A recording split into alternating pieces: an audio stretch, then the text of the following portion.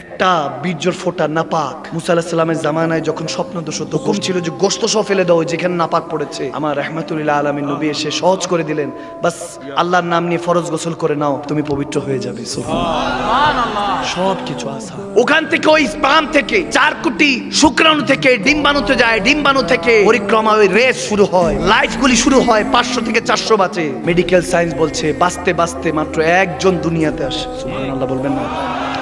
যারা এই মুহূর্তে আমার কথা শুনছেন, আমি সহ আপনারা সবাই কত ভাই বোন পিছনে ফেলে আসছেন, সেখানে যেহেতু হারেন নাই, এখানে কেন হারবেন? কতজন তো জন্ম নেওয়ার সাথে তো মরে যায়, কতজন তো 5 বছর পরে পানিতে পড়ে মরে যায়, অ্যাক্সিডেন্ট হয়ে মরে যায়। যদি লক্ষ্য থাকে অটুট বিশ্বাস হৃদয়, হবেই দেখা হবে বিজয়, ঠিক না? আপনি এখনো হায়াতে আছেন, আপনার কত ভাই, কত আত্মীয়, কত বন্ধু, কত আপনজন এখনো দাফন করে রেখে চলে আসছেন, আপনি তো জিন্দা আছেন। তাহলে টেনশন কিসের? আপনি একমাত্র একজন উপরে ভরসা রাখেন, আর একটা প্রেম নিয়ে, একজন আদর্শ নিয়ে চলেন। ফাত্তাবিউনি ইউহিব্বুকুমুল্লাহ, খোদার কসম করে বলছি, সেই নবীর গোলামিতে চলে আসেন, সেই নবীর তরিকায় চলে আসেন।